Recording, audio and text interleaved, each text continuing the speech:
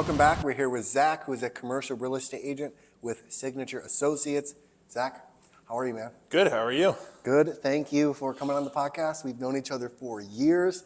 It's been a while since we've talked, so I'm just excited, to dive into your expertise. No, appreciate it, man. It's been a long time since the tropical smoothie days. So. Yes, it has.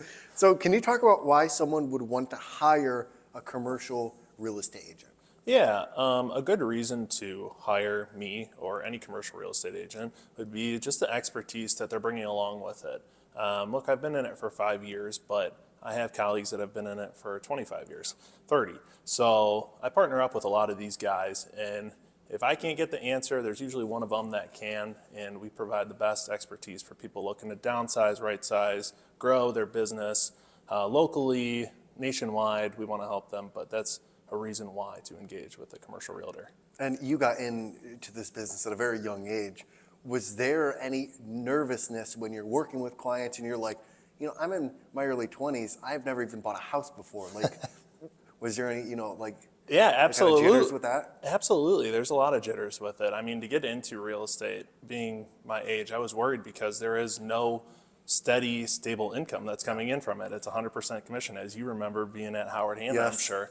So, when you're first starting out, I mean, it's almost like you're paying to be there, and it's tough. But, you jump in and dive, and it's been a lot of fun. So. Absolutely. And I think the game of, am I going to make money this month, is very difficult for a lot of new agents. How do you kind of get over that hump of I need to put in the work, but I'm not getting paid? Yeah. So I think the hardest part is that, again, results drive dollars. So really it's just being out there. And if you're not working, someone else is. So our bosses up in Southfield, Michigan have trained us very well, that you start your day early, you get at it. If you're not working, someone else is. They're calling your clients. So, follow through is important. And we take some good core skills classes up there that our boss put together himself. So he trained us for it. Yeah. And can you kind of talk about what a good follow-up process is for you? Because I feel like in the sales world, people follow up in many different ways. Some are successful, some are not. Can you kind of talk about the way that you follow up with your clients? Yeah, absolutely. So one of the ways that I like to follow up with my client is I'm very big on my phone, texting, social media. Social media in today's age, as you know, we're out here doing a podcast right now, but it's the perceived value, seeing someone's name when you come up on your social media at all times. It's being there, it's, the step forward. I like to be there. I like to wish people happy birthday on social media. I think that's one of the nicest things that you can do. And there's a lot of people on there that at one time we were friends, or at one time we knew each other from one way or not. Yes. Hopefully we can help you in the future, whether it's through real estate or just in personal needs too. So I like to follow through with social media. I do like to chat with people on that. I text a lot, call, and I like to tour buildings. If I see something else that comes on the market that might be a good fit for someone, I'm like, hey, let's go look at this. Even if there's a couple years left in their lease, there's ways that we can figure it out through subleasing or somewhere else if I know that's the spot they want to be. So I like to stay in touch with them and provide them everything possible that's out there. I think those small things of wishing happy birthday, Thanksgiving, Merry Christmas, just those little things to let the client know, hey, I'm still here, I care, I'm showing up for you. I think that really brings the relationship to another level. Absolutely, absolutely. And I think one thing that I want to do better with myself that I haven't done is really putting it out there on LinkedIn more. Some of the deals that I've done with the people, right? It's a worrisome thing in the commercial real estate world. All of your clients are in your pocket and you're not trying to share it with the other, 20, 30 agents that are around in this area that are doing similar jobs. But I really want to showcase some of these businesses, small businesses especially, that are growing here. And a lot of them are still here, 5 years later that I've put in, 3 years later, and it's just fun to see them grow. So really staying in touch with them and stopping by is an important thing too. What do you think separates a successful commercial real estate agent versus someone that fails? It's a great question. So when you talk about real estate, we're talking about money. Everyone wants money. Money, money, money, money, money. I think the most important thing to me is time, as a lot of people are starting to figure out. When you look at time, do you really want your real estate to be sitting there for 3 months when you could be collecting rent? They'll not look at it from a dollar amount, but if we say it they'll look at it from a dollar amount, but not from a time amount. So 3 months on there might be $15,000, and they're like, oh shoot, it's a lot of money that I'm carrying that I'm not earning at that time. So yeah, to jump into it. Sorry, I went off No, on a no, tangent no. there. No, you're Cut good. this part. What are we talking about again? One more time. What separates a commercial real estate agent that succeeds versus someone that fails? Yeah. Time. Again, as I brought it up the first time, sorry, I apologize. No, for no, that. dude, you're My good. brain's like all over the place with this first podcast. So, anyways, time, consistency, following up, staying in touch with your clients and being out there, and just caring. I mean, you just have to care about your clients and care about what they want, what their jobs are, what their needs are, because it's not the same field as I am. I might have zero interest in it, but I've actually found a way to get interested in, I think, every single one of my clients that has come to me. I found out a way to get interested in their business or do some more research or be able to find something to talk about them or laugh about it with them with. So I think it's important. For sure. Yeah, I think being able to be relatable with your clients and not just a rigid, I'm a commercial real estate agent, this is what I do, don't talk to me outside of business, I don't want to go to dinner with you, I don't want to know your family. I think taking that approach, and I feel like that's more of like an older approach, right? Of like, this is business, this is my personal life, but I think with social media and podcasts and things like this, seeing the human being behind the business or behind the agent is, I think, almost a necessity like nowadays. Of like, okay, like I like Zack for who he is. Absolutely. No, I can definitely see that and I can appreciate it. There's a lot of guys out there on social media like Trent from Strip Center or the retail strip center guy. And I mean, he's out on social media pushing it and I love watching his things. And the property management guys now, I try to go on social media. I use X to follow a lot of these business accounts because it just seems like there's a lot of business to be pulled off X. I mean, I met someone just recently on there who's wholesaling and he gets a ton of leads. He's a lead generator through Google Forms and Google Ads and such. But he's generating leads in Cleveland. He has no one to refer it to. And he's like, hey, I need an agent here too. So I think just, the power of social media, the new age and everything else, there's a way to do business, not just with the local community, but really brand yourself through the entire country. 100%. I think reaching out and building long-lasting relationships with people in LA and people in Miami are like, hey guys, this is what I do. This is who I am. If you ever need anything, I'm here. Yeah. And what do you think the biggest misunderstanding people have when it comes to commercial real estate? Biggest misunderstanding. I just had a conversation with someone before I came over here, literally 2 hours ago. He didn't want to list a property because he doesn't want to pay a fee to list the property, and we don't charge anything up front. One of the things that some realtors like to do is they like to charge for like a marketing fee or pictures or some things like that. They like to get involved in it.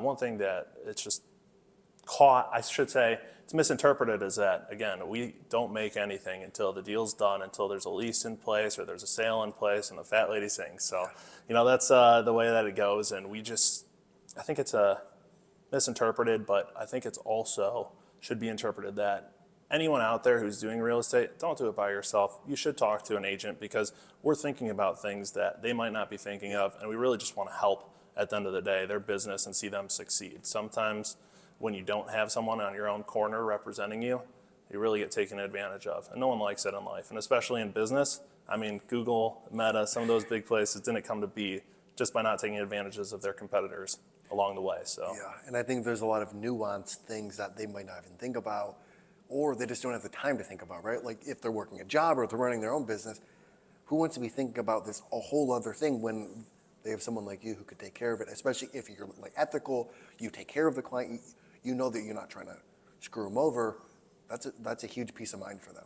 Absolutely, and I think it's very unique because, again, on the commercial versus the residential side, amen to all the residential agents out there. Dealing with people's emotions is one of the hardest things in the world, and I think that in our business, fortunately, when someone's coming to you, they know what they need for their business, so it's not as much dealing with the emotions as much this side of it.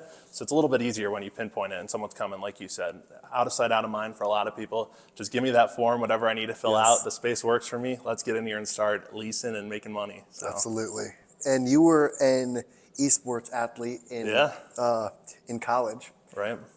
What was the practicing regimen like for someone who is an esport, like athlete in college? Wow. That's a great question.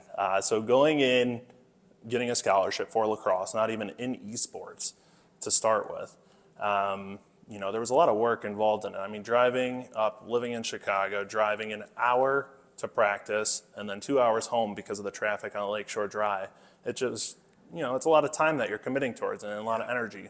Now, for the esports side, I mean, you're at your fingertips, you're at your computer. You can dedicate a lot of time. It's as much time as you want to put into it. So that's what I did. And, I will say some of my healthier habits went away, like working out and, eating healthy and stuff, just because I was so focused on being the best as what I could be in game. And at that time, I was playing Counter-Strike and Fortnite were my two games that I was able to play for my school. So, training for that, the mental training, we had coaches that would help us, that were experienced in it, that would talk to us, run us through things, put us through team training environments. But really, when you start to get into these games, I mean, it's all methodical.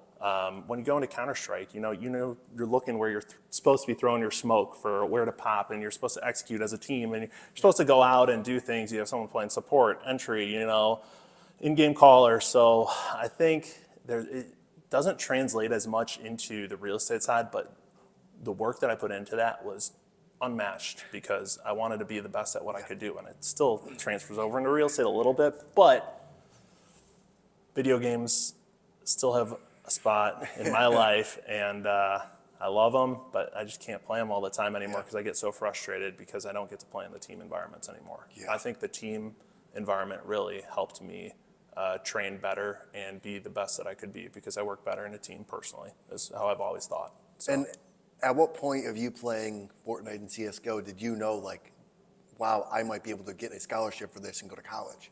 I guess I never thought about it because I went in there for lacrosse, and it was the first school that was offering scholarships at the time.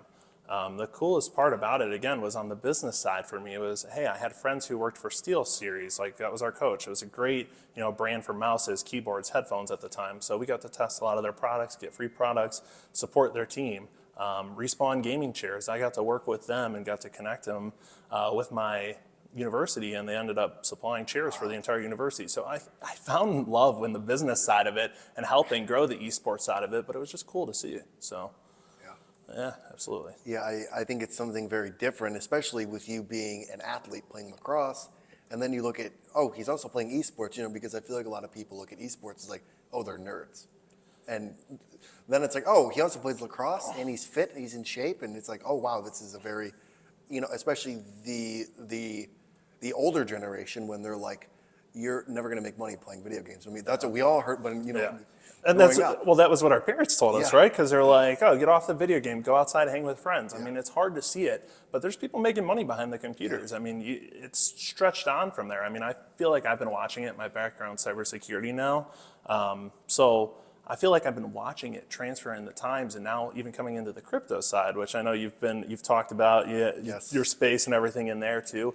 It's just crazy to see where it's going and how much money people can make behind the computer, whether it's video games, whether it's business, whatever it is. I mean, it's just nice to have a digital footprint, I think. Well, I think as we go deeper into AR and virtual reality and AI, I think we're going to see a lot more jobs open up in the digital realm. Absolutely. In those type of either if it's someone controlling a robot from their home, or if it's even in the metaverse, or those type of things. I think as we see our society change, it's going to be a lot less of go out and play a sport versus go online and work there, or hone your skills in a game or things like that. So I think it's going to be interesting. Absolutely, and I just think that it's incredible, again, finding a place for people, you just want to feel open in this world. I mean, some of my best friends are people that live in New York that I've never met in person once, but I've talked to. I mean, they have my back, I have theirs. We talk about real life things, and it really matters who you surround yourself with. And it's important to be happy, so I'm just glad that there's ways that there's people out there being happy, making money, getting scholarships, doing whatever their dreams are. Whether that's, video games in school or out here playing real sports. So. For sure. I have one more question for you. Absolutely. If you could have dinner with two people, one person from the past and one person from the present, who would it be and why? Yeah, that's a great question. From the past, it would be George Washington. Okay.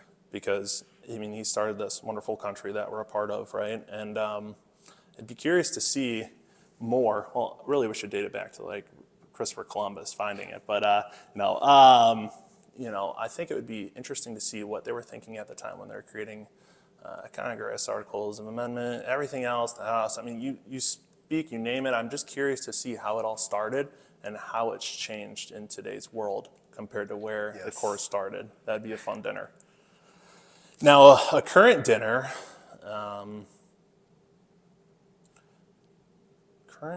with someone. Grant Cardone. Okay. I would love to meet Grant Cardone, pick his brain, and understand a little bit more about what he does. I think he's a smart guy. His 10X rule, I think, is incredible. I've watched some of his podcasts over the years too, and just the work ethics and what you look for, some of the things have transferred over to me. And I would love to just pick his brain and have dinner with him. Do you like his approach on commercial real estate? I do like his approach on commercial real estate. I think it's unique and it's a different approach, but I think that everyone's approach in their own way has worked for them. And if they're out there and they have all these properties, and I mean, you never know what someone's leveraged, right? But at the same time, if they're out there doing something, making money and promoting themselves and promoting others, I think they're good. And I'd really like to know more about them, especially. That'll be a great conversation, especially with George Washington. I don't think they would be too happy with where our country is right now compared to what they started. No, I don't think so. But at the same time, it's really hard. I mean, again, we've talked about this even before we got on here. Politics is one of the touchiest subjects and hard in today's world. But again, I think some of the things that we do in our life, and especially as a realtor, myself, what I can do to help on both sides, people feel happier about their jobs or where they're at or who they're with. Because again, I think it really matters in life who you surround yourself with, and 100% it does. What your job is and everything else. And I'm happy that you're passionate about your job and everything else, Easton. Thank you. So. I appreciate it. Well, those are the questions I have for you. Yeah. How can people find you, and what is one thing you want to leave people with? People can find me on social media under Zack Liber or Zachary Liber on Facebook, X, Instagram, and LinkedIn. Those are my 4 I use right now. And I try to push LinkedIn the most. But one other thing, sorry, the other question was? What do you want to leave people with? Leave people with. It could be life, it could be business, whatever thoughts you have. Yeah. I think the words that come to my head are nothing will work unless you do. That's something that I've wanted to tattoo on myself for a long time. I don't have any tattoos, but it's the truth. Nothing will work unless you do. And you just got to look at it. And, we're only on this earth for 100 short years. Yeah. So what are you going to do with that time, and how are you going to impact other people's lives? So I think that it's important to work yourself and make that happen, whether that's working, to be the best father, to donate your time to others in need, or it's working to make as much money as possible. I think it's just important. So I like it. Well, Zach, thanks for coming on, man. I appreciate it. Thanks, Easton.